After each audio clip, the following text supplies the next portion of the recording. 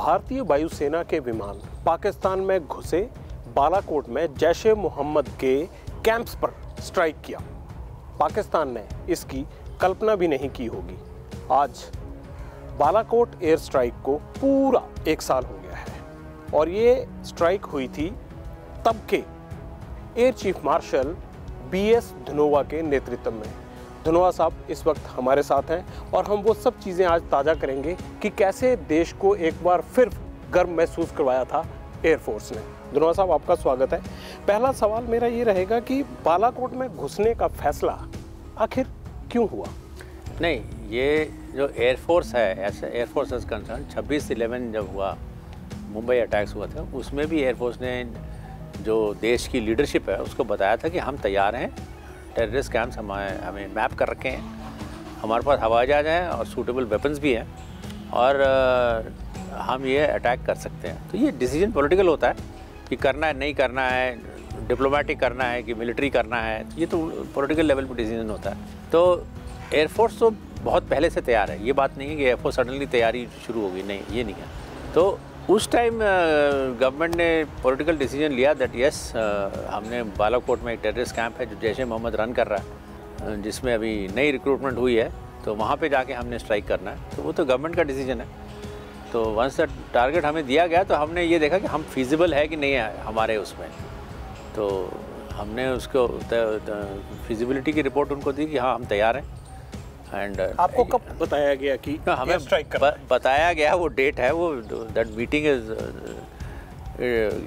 वो classified meeting है, वो उसके बारे में मैं नहीं बताने वाला। कितना टाइम पहले पता था? काफ़ी टाइम पहले तो बताया गया, हमें काफ़ी जल्द पहले बता दिया गया, ऐसी बात नहीं है। और टारगेट दिखाए गए, उसके ऊपर फिर हमारी सहमति ली।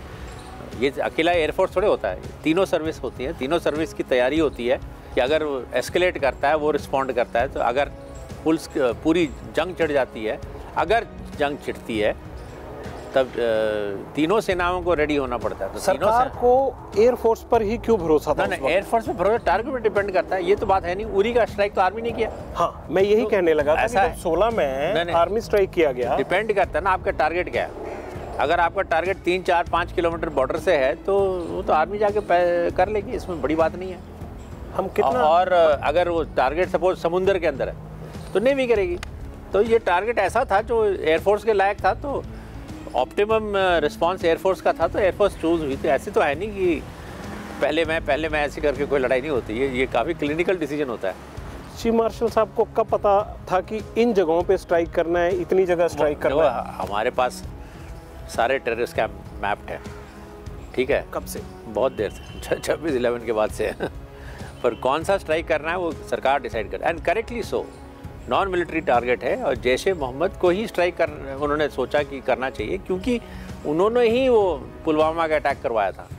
और बालाकोट का जो एसेंशियल मैसेज है वो क्या है? बालाकोट का मैसेज यही है कि आप चाहे पाकिस्तान ऑक्यूपाइड कश्मीर में जाके छुप रहे हो या पाकिस्तान प्रॉपर में जाके छुप रहे हो, हम आपको घुस के मारेंगे। That is the you can से the message of Balakot which was effectively conveyed. अगर आपको 26/11 के बाद से पता था तो एयरफोर्स तैयार भी होगी तब से ही कि कभी भी ये मौका मिल सकता है। हालांकि ये अलग बात है कि पॉलिटिकल क्लियरेंसेस तब नहीं मिली। आपको क्या लगता है कि तब क्या कहा गया था? आपने तो स्ट्राइक का ऑप्शन तब भी दिया था। वो आप उस ज़माने के पॉलिटिकल लीडरशिप और मिलिट्री लीडरशिप से पूछो, मैं तो ग्रुप कैप्टन था। उन्होंने कहा भी है प्रेस में कि वो तैयार थे और गो हेड नहीं दिया गया। एक वॉरियर होने के नाते आपको लगता तो होगा कि ये हिसाब पहले हो जाना चाहिए? नहीं, तो शायद हालात अलग होते। हमेशा जो फौजी होते हैं ना, उनका काम होता है तैयार रहना। डिसीजन की फौजी को लॉन्च करेंगे नहीं करें, ये हमेशा पॉलिटिकल होता है किसी डेमोक्रेसी में। ये सिर्फ फौज अपने तरफ से उठ के लड़ाई नहीं लड़ देती, ऐसे नहीं होता। पाकिस्तान में घुसने के लिए एयरफोर्स के आगे सबसे बड़ा चैलेंज क्या था बालाकोट तक जाने? पाकिस्तान में ऐसा है कि उसका एलिमेंट ऑफ सरप्राइज रखना चाहिए था, ताकि आपके अटैक में आपको कोई डिस्टर्ब नहीं कर सके। जैसे कि जब उन्होंने किया 27 तारीख को, हमारी एयर डिफेंस ने उनके खिलाफ रिस्पॉन्ड कर दिया। मेरा जब हमने किया था तो आप कॉन्फिडेंट क्यों थे इतने? मैं उस पर भी आऊंगा कि 27 को क्या हुआ, लेकिन 26 को जब आपने किया तो हम क्यों ट्रैक नहीं कर पाए? हम इसलिए कॉन्फिडेंट थे कि हमारी कंट्री में डेप्थ है, हम पीछे से आ सकते हैं। उनके एवैक्स भी एयरबोर्न हो तो हम हमेशा थोड़े देख सकते हैं।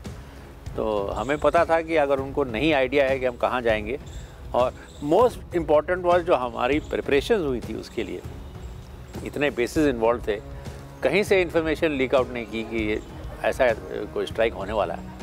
तो because of which it was a total military surprise.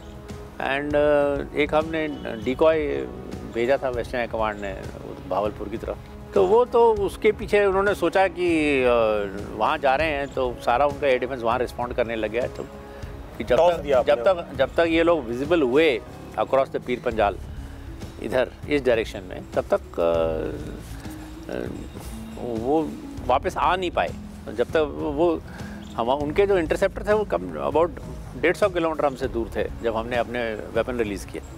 मैं अगर अपनी भाषा में, एक सामान्य आदमी की भाषा में समझाऊं तो आपने उनको भावलपुर का डॉज दिया। हाँ। वो उस साइड अंगेज हो गए। हाँ। और आपने जहां आपका मिशन था, जो आपका टारगेट था, आपने वहां बालाकोट पे स्ट्राइक कर दिया। वहां जाके स्ट्राइक किया। तो पाकिस्तान जो है वो अपनी बुद्धिमत्ता का इस्तेमाल नहीं कर पाया, या अपने डिफेंस को उतना स्ट्रांग नहीं कर पाया, तब तक आपका एक्ट हो गया। I don't know, I personally feel कि शायद उनका जो टेररिस्ट कैंप है ये ISI रन करता है, और किसी हद तक उनके शायद आर्मी को पता है, वो आर्मी सपोर्ट करती है।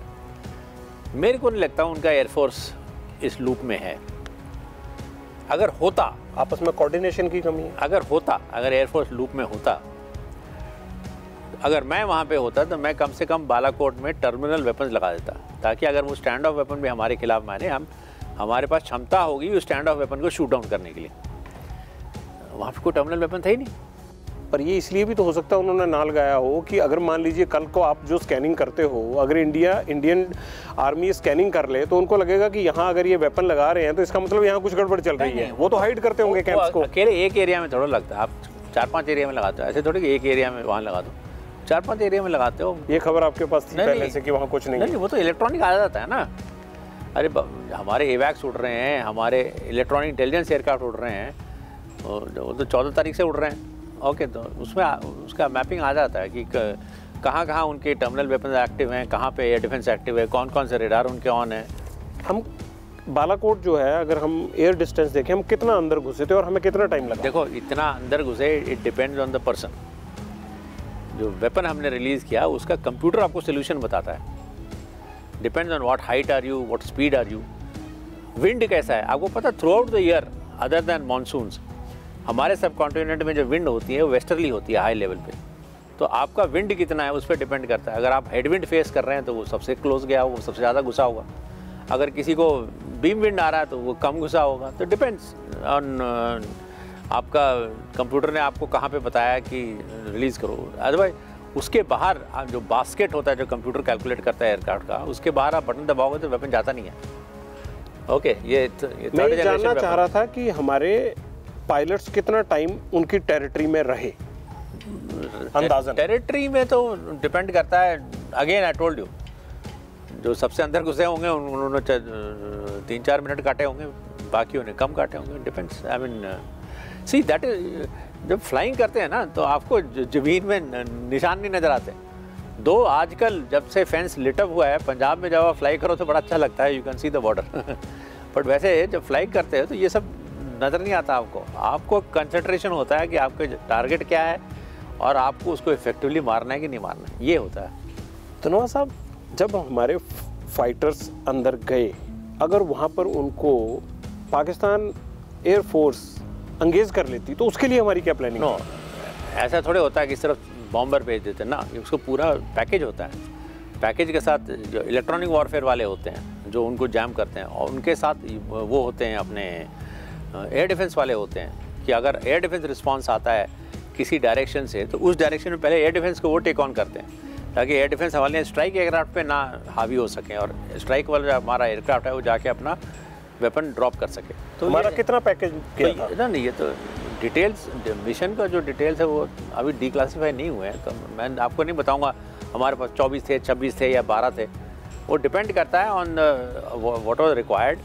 एंड अकेले इस डायरेक्शन में थोड़े, rest of the India also हमारी फ्लाइंग चल रही थी, ताकि हम उनको ये ना लगे कि हम कुछ कश्मीर में कर सकते हैं।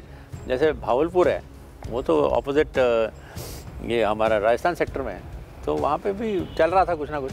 ये एयर स्ट्राइक को, मिशन को अंजाम देने के लिए हमारे एयरक्राफ्ट गए थे, तो धनोआ साहब ये पूरी जानकारी कहाँ देख रहे थे, कहाँ ऑब्जर्व कर रहे थे, कहाँ मिल रही थी आपको? ये एग्जीक्यूट हो रहा था, वेस्टर्न एयर कमांड एग्जीक्यूट कर रहा था। एयर हेडक्वार्टर से हम एग्जीक्यूट नहीं कर रहा था। एयर हेडक्वार्टर से रिसोर्स एलोकेट करते हैं और उनको डायरेक्शन देते हैं कि ये करना है, आपने ऐसे करना है। पर ऐसा तो नहीं होता होगा कि एयर चीफ मार्शल निश्चिंत हो जाता होगा, उसको तो लगता होगा कि ये बहुत बड़ा मिशन है। निश्चिंत नहीं होता, उसमें उस टाइम एक प्रॉब्लम थी थोड़ी सी, और वेदर की प्रॉब्लम थी। अगर वेदर करके कहीं अबॉर्ट ना हो जाए, बारिश आने वाली थी, वो 27 को वेदर वहाँ पे उस एरिया में वेदर ठीक नहीं रहा था, तो उसके लिए गो नो गो क्राइटेरिया होता है कि गो है कि नो गो है। तो जो वेस्टर्न एयर कमांड के सीन ने उन्होंने मेरे को 3 बजे बोला था कि mission is go. Okay, that so prime minister ने भी एक इंटरव्यू में जिक्र किया था 3:30 बजे हमें था वेदर ठीक नहीं था, फिर भी हमने उसको इसका असेसमेंट वेदर का पहले से नहीं लिया गया था। वेदर का कैसे लोगे तुम असेसमेंट? वेदर तो नाउ होता है ना, सिस्टम जल्दी आ जाता है, लेट आ जाता है, यू कांट 10 दिन पहले थोड़ा कर सकते हो। हमारे एरिया में ये रिस्क था वैसे उस वेदर टेम्पर, हाँ हमेशा it is not risk, not in the sense that कि हमारा हवाई जहाज गिर जाता है। रिस्क ये था कि हम शायद मिशन कॉल ऑफ कर देते, शायद तो एक बड़ी तैयारी रुक जाती है जो आपने प्रिपरेशन कुछ नहीं, 2 दिन बाद कर लेते उसमें क्या आप उसके लिए भी तैयार थे? हमेशा। टेररिस्ट कितने मारे गए, कितने कैंप्स उड़ाए गए, इसको लेकर बड़ी कंट्रोवर्सीज आती हैं। आज धनोआ साहब मैं आपसे जानना चाहता हूं कि आपको क्या रिपोर्ट्स दी गई कि कितने टेररिस्ट मारे गए, किस बिल्डिंग में कितने टेररिस्ट हैं, ये इनपुट आता है इंटेलिजेंस एजेंसी से। इसका एयरफोर्स अंदाज़ा नहीं लगा सकती, ठीक है। जिस बिल्डिंग में हमने मारे, 3 मेन बिल्डिंग था जो हमने टारगेट किए थे, उसमें उस टाइम कितने लोग सो रहे थे, वो इंटेलिजेंस एजेंसीज़ का इनपुट है, और वो फिर पॉलिटिकल लीडरशिप को बताते हैं कि इतने लोग।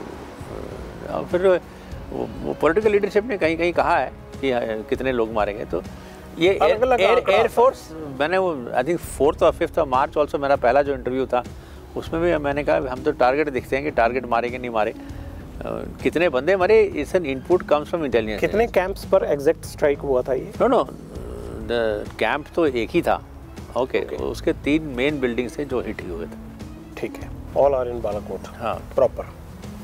ये क्यों फैसला किया गया? कैंप्स तो कहते हैं कि और भी बहुत सारे हैं, बालाकोट को ही क्यों चुना? जैशे मोहम्मद का कैंप था, आइसोलेटेड था, कोलैटरल डैमेज का चांस कम था। यू सी, आप हर चीज़ मैकेनिकल होता है, किसी बॉम्ब का कुछ फिन नहीं निकला, ये नहीं निकला, कहीं और चला गया। इमेजिन आपने सिविलियन मार दिए 50, आपकी तो बदनामी हो जाएगी चारों तरफ। So lot of things have to be thought of. ये थोड़े, ये जंग नहीं है पूरी जंग में क्या होता है, सोल्जर आप 50 मारो चाहे 100 मारे, 100 मारो ज़्यादा अच्छा है पर ऐसे थोड़े यहाँ पे आपने जाके टेररिस्ट को, it's a non military target, आप ये देखिए, तो उसमें आप you have to be very careful. आपने वेपन जो चूज़ किया है वो भी ऐसे ही चूज़ किया था जिसमें शार्पनेल ज़्यादा, एक्सप्लोजिव कम हो, क्योंकि हमने लोग मारने हैं। अगर हमने बिल्डिंग तोड़नी होती, जैसे आर्मी के ऊपर जब अटैक करते हैं, तब वो हम ऐसा वेपन चूज़ करते हैं जिसमें एक्सप्लोजिव ज़्यादा होते हैं और शार्पनेल कम होते हैं, ओके, ठीक है। तो वो फिर ज़्यादा एरिया डिस्ट्रॉय करने के चक्कर में हम लोग रहते हैं, ठीक है। उसमें अगर कोई अंदर घुसा हो उसको कुछ नहीं होने वाला। ये तो आप अंदर घुसे हो चाहे ऊपर बैठे हो, तो आपको। धनोआ साहब, अगर 26 को हमने एयर स्ट्राइक किया, मान लीजिए कि पाकिस्तान रिटेलिएट करता, हम तैयार, हमारी क्या तैयारी थी? हम तैयार थे कि अगर वो हमारे लैंड करते भी रिटेलिएट करता, हम तब भी तैयार थे। बहुत सारे एक्सपर्ट ये कहते हैं कि बॉर्डर बिल्कुल फ्री पड़ा था ना, हमने डिफेंस को इंटरनेशनल बॉर्डर पे स्ट्रांग नहीं किया था। नहीं, वो रिस्की था। और ऐसे में अरे आर्मी डिप्लॉयड है, ऐसे थोड़े, आर्मी भी तो लूप में है, ऐसे थोड़े क्या। इंटरनेशनल बॉर्डर खाली था पंजाब वाला। ना, पंजाब वाले इंटरनेशनल बॉर्डर की बात अलग है, ओके। मैं बात कर रहा हूँ कश्मीर में, आर्मी एडिक्वेटली रेडी। अगर मान लीजिए रिटेलिएट करते तो हमारा टारगेट क्या होता? हमारा टारगेट उनके फॉरवर्ड ब्रिगेड है आर्मी के, क्योंकि वो उन्होंने रिस्पॉन्ड किया है आर्मी के खिलाफ, हमारे आर्म फोर्स आर्मी के खिलाफ, वेराज हमने हिट किया है नॉन मिलिट्री टारगेट। ये फ़र्क है हम दोनों में। लेकिन क्योंकि अक्सर वो तो ये बात मानते ही नहीं है पाकिस्तान वाले कि हम टेररिस्ट कैंप चलाते हैं, तो वो ये कह सकते थे कि भारत ने एयर स्ट्राइक किया तो हमने उस पर काउंटर अटैक कर दिया। तो वही मैं कहता हूँ, उन्होंने कहा कि आपने कहीं हिट नहीं किया, ठीक है, नहीं किया हिट, तो वहाँ पे आपका टेररिस्ट कैंप है नहीं, चलो नहीं है, वहाँ पे कोई रिलीजियस इंस्टीट्यूशन है, तो 43 डेज तक रिलीजियस इंस्टीट्यूट को क्यों कॉर्डन करके रखा? अच्छा, उन्होंने कॉर्डन करके रखा। हाँ, किसी को घुसने नहीं दिया। 43 डेज के बाद पहली बार प्रेस लेके गए। तो कोई रिलीजियस इंस्टीट्यूट है जहाँ पे आप रिलीजन टीच कर रहे हो, आई मीन उसको छुपाने की क्या ज़रूरत है, ठीक है, उस दो ही रीज़न हो सकते हैं, या तो टेररिस्ट कैंप है और हिट हो चुका है क्योंकि आप रिपेयर कर रहे हो before you can get people. ठीक है, 43 डेज है लॉन्ग टाइम। अगर कुछ नहीं होता, छोटा बहुत होता, हफ्ता, 1.5 हफ्ता, 2 हफ्ते में ले जाते किसी को। Is a very long time, 43 is quite a long time. और आप जो ओपन सोर्स इमेजरी है, जो आप ओपन सोर्स में दिखते हैं, ये समीर जोशी ने काफ़ी अच्छा कोलेट किया है। यहाँ पे लिट फेस्ट में भी दिखाया था, मिलिट्री लिट फेस्ट में यहाँ पे चंडीगढ़ में। उसमें अगर आप देखो तो you can clearly see building साफ़ है, फिर उनके रूफ में होल है, फिर वो बिल्डिंग रूफ फिर से रिपेयर हो गई। क्या कर रहे थे वो? I mean rain water harvesting थोड़े कर रहे थे, कवर अप कर रहे थे ना, वही तो कवर अप कर रहे थे, तो उनको टाइम लग गया कवर अप करने में। इसी आपने मिशन पूरा होने के बाद सबसे पहले जानकारी किसको दी? सबसे पहले NSA को और फिर दोनों सर्विस चीफ्स को। आई मीन टक टक टक टक वो तो फ़ोन बजने शुरू हो जाते हैं। NSA का पहला रिएक्शन क्या था जब आपने खबर दी? वो उनसे पूछिए। प्रधानमंत्री को सबसे पहले जानकारी किसने दी? आप उनसे पूछिए। मैं इस तरह all these people are above my pay grade. जब आपकी पहली बार इस मिशन के बाद प्रधानमंत्री से मुलाकात हुई, फेस टू फेस हुए, तो उनके शब्द क्या थे आपके लिए? वो बहुत उन्होंने इनकरेज किया और बिल्कुल उनके डायरेक्शंस क्लियर थे कि अब उनका रिटेलिएशन एक्सपेक्टेड था। ओके, तो उसके लिए कुछ गाइडलाइंस दिए गए थे हमें, तो all that was there and आपका quite satisfied with the mission. आपका 41 साल का करियर रहा, जितना मैं जानता हूँ। आपने उस प्रधानमंत्री को भी देखा जहाँ से क्लियरेंस मिली कि आप जाइए, हमला करना है, अब टेररिस्ट एक्टिविटी बढ़ी है भारत में, और आपने वो पॉलिटिकल विल पावर भी देखी होगी जब आप लोग तैयार थे लेकिन आपको क्लियरेंस नहीं मिली, चाहे वो 2001 का पार्लियामेंट अटैक हो, चाहे 26/11 का मुंबई हमला हो। फ़र्क क्या लगता है आपको? नहीं, एक वॉरियर के तौर पर क्या फर्क लगता है अब और तब में? पहले मैं काफ़ी जूनियर था, मैं प्राइम मिनिस्टर से इंटरेक्ट नहीं करता था। वो तो मैं चीफ बनने के बाद इंटरेक्शन होती है, जूनियर रैंक में कहाँ मिलते हैं। लेकिन पॉलिटिकल डिसीजंस का नीचे बात तो होती है। देखो, फौज का काम होता है तैयार रहना। ये फौज को लॉन्च करना नहीं करना, किस डायरेक्शन के साथ लॉन्च करना, ये तो पॉलिटिकल लीडरशिप का काम है किसी डेमोक्रेसी में, वो डिसाइड करते हैं। पर अकेली war is not something that सिर्फ मिलिट्री लड़ती है, वो पूरा इकॉनमी आ जाता है आपका, आप कितना पीछे जाना चाहते हो। Okay, so all that decision वो तो पॉलिटिकल होता है। और पर अगर आप इस लीडरशिप को देखेंगे तो I don't know how Pakistan was under the wrong impression, but जो उरी के अटैक्स भी उन्होंने सैंक्शन किए, तो उन्होंने तो अपना विल तो दिखा दिया था कि भाई अगर आप इस तरह के टेररिस्ट अटैक इंडियन सॉइल पे करोगे तो we will cross the border and hit you. ये political will to cross the line of control and hit terrorist को हिट करने का, ये तो 2016 में भी डेमोन्स्ट्रेट हो गया था। एक तरफ पूरा देश जश्न मना रहा था कि 26 को जिस तरह से एयर स्ट्राइक हुआ और बात सामने आ गई थी 27 तारीख को, सब लोग ये कह रहे थे कि पाकिस्तान को सबक सिखाया है एयरफोर्स ने। लेकिन तभी एक खबर आई कि अभिनंदन जो मिग उड़ा रहे थे वो F-16 के साथ अंगेज हुए और डॉग फाइट में एग्जिट कर गए। आपके लिए उस जश्न के माहौल में ये खबर कितनी बुरी थी? नहीं, ये खबर see nobody likes to lose an aircraft, let us be very frank, and loss of the aircraft, ऊपर से फिर पायलट POW हो गया, तो it's disturbs you a bit. But we had also seen a track vanishing. जब उसका engagement हो रहा, रेडार में दिख रहे थे ना दोनों, हमने एक और ट्रैक देखा था वैनिश करने, जो हमारे इलेक्ट्रॉनिक सेंसर बोल रहे थे कि ये तो F-16 का ट्रैक वैनिश हो गया। और दूसरी बात ये है कि उसी टाइम उन्होंने, जब वो ट्रैक उनका वैनिश हुआ, उन्होंने वो किया, अपने combat search and rescue helicopter launch कर दिया। तो उस टाइम हमने सोचा ही क्यों हेलीकॉप्टर, POW के लिए कॉम्बैट सर्च एंड रेस्क्यू नहीं लॉन्च होती। Combat search and rescue launch होता है अपने पायलट का। तो POW है जहाँ, सॉरी, जो एनिमी पायलट होता है, जब लैंड करता है वो इमीडिएटली छुप जाता है या भाग जाता है, ये इधर उधर। ओके, वो उस जगह खड़ा नहीं रहता जहाँ पे लैंड किया, उसको आप हेलीकॉप्टर से पिकअप नहीं कर सकते क्योंकि आपको पता नहीं वो कहाँ है। POW को ग्राउंड ट्रूप्स पकड़ती हैं, वेरा तुम्हारा अपना पायलट जो होता है वो या तो उस टाइम आपका बीकन एक्टिवेट करता है या किसी एक्सफिल्ट्रेशन जोन में जाता है कि जब वहाँ उसको इंटेलिजेंस होती है कि यहाँ पे एनिमी के ट्रूप्स नहीं होंगे, वहाँ जाके अपना बीकन ऑन करता है ताकि उसको वहाँ से पिकअप कर लिया जाए। ओके, तो अपने पायलट के लिए कॉम्बैट सर्च एंड रेस्क्यू, हमें ये बड़ा सरप्राइज लगा कि combat search and rescue opt हुई है। इनफैक्ट मैंने आर्मी चीफ से बात की, मैंने कहा देख अगर उनका पायलट हमारी तरफ है उसको पकड़ ले, हमारी गुड्डी ऊपर चढ़ जाएगी। तो उनका क्या जवाब था आगे से? हाँ, तो he was well aware of it. Search किया पूरे portal. He was well aware of it. And उनका पायलट कहाँ गिरा था सर, जो F-16? उनका पायलट भी या उसी में एक कहते हैं कि बॉडीज भी मिली थी वहाँ पड़े उस टाइम? नहीं, उनका पायलट भी वहीं गिरा था। जो शुरू में सोशल मीडिया में काफ़ी कुछ आ गया था, उसमें वो खुद कह रहे थे कि हमने एक पायलट को पकड़ा, 2 बॉडीज मिली हैं। नहीं, हमने एक पायलट पकड़ा, उसकी दाढ़ी भी थी, उसकी हमने पिटाई भी की, वो सरदार था। तो हमारे पायलट का ना तो दाढ़ी थी ना वो बेचारा सरदार था। तो आपकी असेसमेंट ये है कि वो उनका ही होगा? वो उनका पायलट होगा। तो और उनके जो DG ISPR के स्टेटमेंट्स आने शुरू हुए वो भी काफ़ी कॉन्ट्राडिक्टरी थे। पहले उन्होंने कहा, हमने कहा कि एक F-16 गिर गया है, तो वो कहते हमने तो F-16 यूज़ ही नहीं किया। फिर हमने वो एमनम मिसाइल का मलबा दिखाया कि आपने F-16 नहीं यूज़ किया तो ये एमनम मिसाइल तो कोई और मार ही नहीं सकता। फिर कहते हैं हमने, ये झूठ बोलने की क्या ज़रूरत थी उनको? वो शायद ये कवर कर रहे होंगे कि उनको अमेरिका ने ये कहा था कि आप ये अपनी सिक्योरिटी के लिए इस्तेमाल करेंगे, ना कि आप किसी पे अटैक करने के लिए। और अभी जो चिट्ठी और एक निकल के आई है जो प्रेस में निकली थी, उनको आई थिंक किसी तरह से डांटा जा रहा था कि आपने वो शिफ्ट कर दिए बिना हमारे परमिशन के, ऐसा करके कुछ है, आई डोंट नो। वो जो अंडरस्टैंडिंग है बिटवीन द यूनाइटेड स्टेट्स और पाकिस्तान, उनका बायलैटरल अंडरस्टैंडिंग है, and I am not aware of that.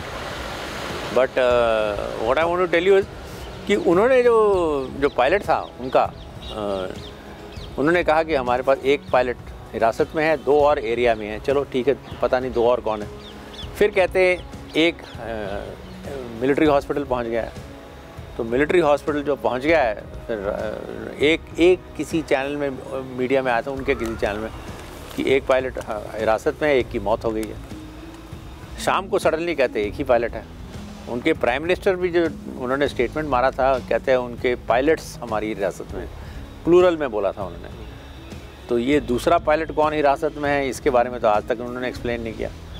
ये कोई नई बात नहीं है। वैसे आपको हिस्टोरिकली भी मैं हमेशा ये एग्जांपल देता हूँ लोगों को कि एक 7 सितंबर 1965 की एयर बैटल हुआ था, 65 की लड़ाई में, जिसमें मिस्टियर्स ने अटैक किया था वहाँ पे सरगोदा। उस एंगेजमेंट में भी हमारा एक मिस्टियर गया था और उनका एक स्टार फाइटर गया था। Star fighter was like F-16 उस ज़माने का। yes, yes. तो वो स्टार फाइटर कॉर्नेडर दवैया ने मारा था। अब before he was shot down, उन्होंने एक स्टार फाइटर को मार दिया। ओके, तो ये बात तो उस टाइम हमारे पास एवैक्स तो थे नहीं, हम देख नहीं सकते थे, ये ट्रैक वैनिश हो गया। ओके, तो ये बात कई सालों बाद किसी फॉरेनर ने किताब लिखी तो ये बात बाहर आई है, धीरे धीरे करके एक्नॉलेज हुआ। हमने फिर दवैया को 1983 आई थिंक 84 में हमने उनको महावीर चक्र दिया कि आपने एक डैमेज एयरक्राफ्ट लेके आपने एक स्टार फाइटर को गिरा दिया था। अब तो ये बात जो है ये कई सालों बाद निकल के आई। उस टाइम तो उन्होंने कोई एक्नॉलेज नहीं, वो तो कहते हैं हमारे वी आर नॉट लॉस्ट, हमारा तो एक भी स्टार फाइटर नहीं गिरा। तो झूठ बोलने की पाकिस्तान की पुरानी आदत है। पुरानी आदत, कारगिल को देख लो। कारगिल में भी तो आपको तो बहुत सम्मान मिला था उस वक्त। कारगिल की लड़ाई के बाद जब ट्रूस हो गया, उन्होंने अपनी बॉडी लेके गए? नहीं लेके गए ना। क्यों नहीं लेके गए? कि क्या कह रहे थे? ये कह रहे थे कि ये तो हमारे बंदे हैं ही नहीं, ये आप ही के बंदे हैं जो आपके सरकार के खिलाफ गुमराह हैं और इंडिपेंडेंस के लिए लड़ रहे हैं। तो वो किसी को नहीं लेके गए। उसके वो सारी बॉडीज़ को with full religious and military honours किसने बरी किया? इंडियन आर्मी ने बरी किया। अच्छा, हमने सब कुछ कर दिया।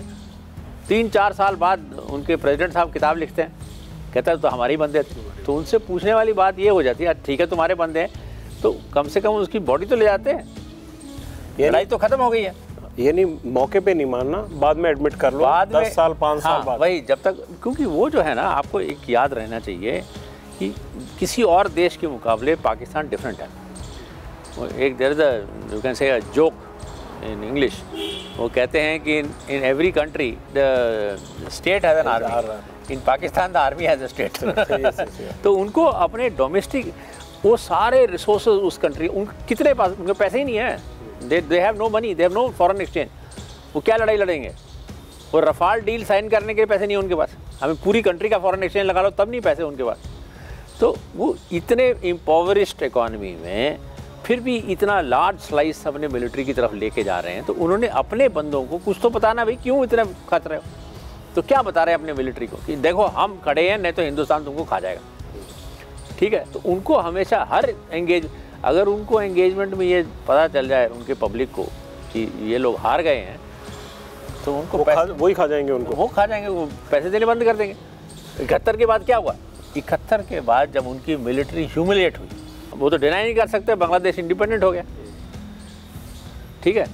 वो हमारे पास 20 साल तक पीस था, 91 तक उन्होंने मुंह नहीं खोला, ठीक है, टिल द टाइम उनके पास न्यूक्लियर वेपन आया, फिर उन्होंने टेररिस्ट को इनकरेज करना शुरू किया। ओके, तो ये उनकी जो ये बात है, अभी भी सियाचिन की लड़ाई में देखो क्या बोल रहे हैं अपने बंदों को, उनकी आर्मी कहाँ बैठी है? वो तो कहते हम तो ऊपर बैठे हैं। ऊपर कहाँ बैठे? पीस क्यों नहीं हो सकता? क्योंकि वो अपने बंदों को उनको बोलना पड़ेगा कि भाई हम तो नीचे हैं, तो वो पूछेंगे तुम तो हमेशा कह रहे तुम ऊपर, अब नीचे कैसे पहुँच गए? एग्जैक्टली सर, जब अभिनंदन के एग्जिट करने की वहाँ पे आपके खबर आई कि हमारा वो वहाँ पे PW हो गया है, सबसे पहला रिएक्शन क्या था धनोआ साहब? नहीं, पहला मेरा रिएक्शन यही था कि let us hope he comes back. पर एक जैसे मैंने पहले भी आपको कहा, एक अच्छी बात हुई कि वो सोशल मीडिया वगैरह रिकॉर्डेड हो गया, तो फिर रिकॉर्डेड हो गया तो फिर अभी उनको ये POW गायब करना थोड़ा मुश्किल हो जाएगा, है ना। अगर आपको लगता है ऐसा ना होता तो गायब कर देते? पता नहीं। जैसे आहूजा के केस में उसको तो they killed him after he landed ना, लैंड करने के बाद उसको गोली मारी गई। जब वो सोशल मीडिया पे आपने कहा कि आ गया कि पकड़ रहे हैं पायलट को, ये कर रहे हैं, अभिनंदन को मारा जा रहा है, उस ब्लीडिंग हो रही है, उस चीज़ को देख के पूरे देश में गुस्सा आया, तो धनोआ साहब को गुस्सा आया है नहीं? नो, जब आपने वो वीडियो देखा? वी आर सोल्जर्स, हम सोल्जर हैं और हमें फ्लिप साइड स्टोरी का हमेशा पता होता है। आप उसका बिहेवियर देखिए, ब्लाइंड फोल्ड में भी ही वॉज वेरी स्टॉइक, उसको डर नहीं लग रहा था। हालांकि आहूजा की कहानी सबको पता है कि आफ्टर कैप्चर मार सकते हैं, but that is a part of it. तो हमारा जो रिएक्शन है वो आपने फौरन किया क्या? नहीं, हमारे उसमें यही था कि अब नेशनल लीडरशिप जो है उसने इंटरवीन किया at the political and diplomatic level और इन रिकॉर्ड टाइम वापस आ गया वो। तो दैट इज आज तक ऐसा हुआ नहीं जैसा अभिनंदन के साथ हुआ। It goes to the credit, पहले तो नहीं होता था ना इतना हमारे पास। साहब एक सीधा सवाल है कि अभिनंदन को छोड़ना इमरान खान की दरियादिली थी या इसके पीछे कोई और वजह थी? ये मेरे को बोलना तो ये आपका सोल्जर है सर, पता तो रहा होगा। नहीं, छोड़ा है ये अच्छी बात है। एयरफोर्स पे बहुत ज़्यादा भरोसा करते हैं। नहीं, एयरफोर्स पॉलिटिकल लोग बोले तो ये समझ लिया जाता है कि शायद अपनी वाहवाही के लिए नहीं, एयरफोर्स का उसमें रोल नहीं है, उसके रिलीज के रोल एयरफोर्स का कोई रोल नहीं है, ये पॉलिटिकल और डिप्लोमेटिक लेवल पे हुआ है। लेकिन ये उनकी दरियादिली नहीं थी, ये दबाव था, ये मान लें? दबाव है, 100% दबाव में छोड़ा गया। 100% दबाव है। वो उसको कैपिटलाइज करते हैं, उसको वो प्रोपेगेंडा बैटल में यूज़ करते हैं, उनके तो हित में नहीं था उसको जल्दी छोड़ना। यानी इस बात से हम ये अंदाज़ा भी लगा सकते हैं कि भारत इस स्थिति में है इंटरनेशनली, ग्लोबली, कि वो पाकिस्तान को इन सब चीज़ों के लिए प्रेशर बना सकता है। वो तो अब ये क्या हुआ, आई एम नॉट प्रिवी। लेकिन आपको ये कब पता लगा कि अभिनंदन आ जाएंगे? इमरान खान ने जब अनाउंस किया अपनी वहाँ पर पार्लियामेंट में, या पहले पता लगा था कि ऐसा होने वाला है? नहीं, वो हमारा जो डिफेंस अटैचे है वो कुछ बोल रहा था कि शायद जल्दी रिलीज़ करने वाले पाकिस्तान में, जो हमारा एयर अटैचे था। पर उनके पार्लियामेंट में उनके प्राइम मिनिस्टर ने बोल दिया, कंफर्म हो गया कि रिलीज़ करने वाले। वो कंफर्मेशन की खबर आपको पहले फिर भी उन्होंने काफ़ी डिले किया उस दिन, इतना जैसे आप कह रहे हैं, आप इतने घंटे बाहर खड़े हुए थे, इतना टाइम 12-13 घंटे, सुबह 10 बजे से लेकर रात के 11 बजे तक मैं अटारी पे था। वही है। चलिए, अच्छी बात थी कि वो वापस आए। एक मैं ये पूछना चाहता था धनोआ साहब कि बहुत सारी खबरें आई और बहुत सारे वीडियो आए उन 2-3 दिनों में, 26 से लेकर 2 या 3 तारीख तक, 27 से 2 या 3 मार्च तक, कि कहीं अभिनंदन चाय पी रहे हैं, कहीं अभिनंदन से ये कहा जा रहा है कि बहुत अच्छा ट्रीटमेंट है पाकिस्तान आर्मी का। आपकी अभिनंदन के वापस आने के बाद पहली मुलाकात उनसे कब हुई और वास्तव में उनसे क्या ट्रीटमेंट किया गया पाकिस्तान में? वो जो ट्रीटमेंट उसको दिया गया, वो एक होता है प्रोपेगेंडा बैटल। वो प्रोपेगेंडा बैटल लड़ रहे थे कि देखो हम we are responsible country, selective video भेज रहे थे। हाँ, we are responsible country, we are treating him well, ये वो हमेशा उनका स्टेटमेंट हमेशा ऐसे रहा है। तो that is a separate issue. But जो हम जो करते हैं, POW हमें हैंड ओवर करते हैं, उसका सबसे पहले मेडिकल एग्जामिनेशन होता है कि सब everything is working, I mean God forbid, क्योंकि पर्सन इज ऑल्सो इजेक्टेड। आप ये याद रखिए, इजेक्शन की अलग इंजरीज होती हैं। तो और उसका फिर इंटेलिजेंस डिब्रीफ होता है। तो उसके साथ जो हमारी इंटेलिजेंस डिब्रीफ जो नाचिकेता के साथ हुआ है ऑलमोस्ट सिमिलर है। ये ऐसी बात नहीं है कि उन्होंने कुछ खास अच्छी तरह से इसको रखा हो, नहीं। द ट्रीटमेंट उन्होंने जो अभिनंदन को दिया वो और वो जो ट्रीटमेंट उन्होंने नाचिकेता को दिया ऑलमोस्ट सिमिलर। टॉर्चर किया गया? नहीं, वो करते हैं। There lot of methods of getting you unbalanced and basically information निकालना चाहते हैं। तो कितने लंबे तक इंटरोगेट करते थे उनको? वो जो डिब्रीफ है वो तो अभी तक, आज नाचिकेता का डिब्रीफ क्लासिफाइड है, तो अभिनंदन तो अभी आया वो हम रिलीज़ नहीं करते। हम रिलीज करने को भी नहीं कह रहे, करना भी नहीं चाहिए, लेकिन हम सिर्फ ये चाह रहे हैं, देश ये जानना चाहता है कि उस जवान ने देश के लिए क्या क्या सहा वहाँ। उसने बहुत अच्छा बिहेवियर था उसका। पोस्ट कैप्चर एकदम सोल्जर की तरह बिहेवियर था, वो डरा नहीं। और आप अगर देखते हैं जो इन्फॉर्मेशन शुरू में आया, जब उसको पता चला कि उसको तो पहले डाउट हो गया ना, कोई, मैंने बोलता ना कोई लकीर थोड़े है ज़मीन पे, उसको तो ये डाउट हो गया कि इंडिया में है कि पाकिस्तान ऑक्यूपाइड कश्मीर में है। तो पूछा तो उन्होंने ये रियलाइज़ किया तो पाकिस्तान ऑक्यूपाइड कश्मीर है। फिर देखो भाग के गया नदी की तरफ। जो इम्पोर्टेंट कागजात उसके पास थे, कॉल साइन वॉल साइन, हालांकि वो सब चेंज हो जाते हैं, फिर भी उसने अपने फ़र्ज़ समझा कि इसको हम डिस्ट्रॉय कर दूँ ताकि उनके हिरासत में ना आए। तो he behave like a very good soldier, उसमें there is no doubt on that, इसीलिए डेकोरेट किया गया। क्या अभिनंदन, अगर मीडिया का दबाव ना होता, मोदी सरकार ना होती, आपको लगता है कि पीडब्ल्यू होके रह जाते? नहीं, ऐसा तो है नहीं। ऐसा या तो अभिनंदन को वापस करते वो थोड़ी देर के बाद, इंस्टेड ऑफ इतनी जल्दी, या उसका बॉडी वापस करता। आहूजा का भी तो बॉडी वापस तो कर दिया था उन्होंने, ऐसी बात तो नहीं है। आपकी अभिनंदन से पहली मुलाकात कब हुई वापसी के बाद? जब वो वापस इंडिया आया, उसका मेडिकल चेकअप के बाद, वो जब उसका इंटेलिजेंस डिब्रीफ हो रहा था, तो उस समय मैं उसको मिला वहाँ पे। आपका पहला सवाल क्या था उनसे? नहीं, पहला कुछ नहीं था, मैं उससे कोई सवाल नहीं पूछा। मैंने तो उसको सिर्फ गुड शो का, जिस तरह उसने बिहेव किया। उसका जवाब क्या था? उसका क्या, वो तो स्माइल मारता है। That is not this thing, that is a informal talk. मैं थोड़े, वो जो इंटेलिजेंस डिब्रीफ करा रहे हैं उनका काम होता है to get as much information as possible, ताकि हम अपना इंस्टीट्यूशनल नॉलेज बढ़ा सकेंगे वो क्या करते हैं। फिर बाकी पायलट्स को भी हम बताते हैं कि देखो ऐसे होता है, so they are also prepared mentally. तो क्या अभिनंदन भी उन पायलट्स के साथ ही जानकारी शेयर करता है या एक प्रोटोकॉल के मुताबिक एयरफोर्स ही करती है? हमारा जो डायरेक्टर ऑफ इंटेलिजेंस है वो करता है। लेकिन अभिनंदन ने बहुत ब्रेवरी से, हाँ, बहुत अच्छा उसका बिहेवियर। उसको तोड़ने की काफ़ी कोशिशें हुई होंगी वहाँ पर, हमें ऐसा उन्होंने बताया होगा। यस, हर पीओडब्ल्यू को पहले तोड़ना चाहते हैं, मेंटली अनबैलेंस करना चाहते हैं, आपको डिसोरिएंट करना चाहते हैं, ताकि आप किसी तरह हो गए हो। आप उनको देखो, फिज़िकल जो है, प्योर फिज़िकल टॉर्चर जिस तरह से आप पिक्चरों में देखते हैं, वो नहीं होता, वो मुश्किल है। अगर आपको अगर आप बॉडी भी हैंड ओवर करते, सौरभ कालिया का बॉडी हैंड ओवर किया गया था, तो उसमें फिर आपको इंटरनेशनल आपको दबाव पड़ता है बहुत ज़्यादा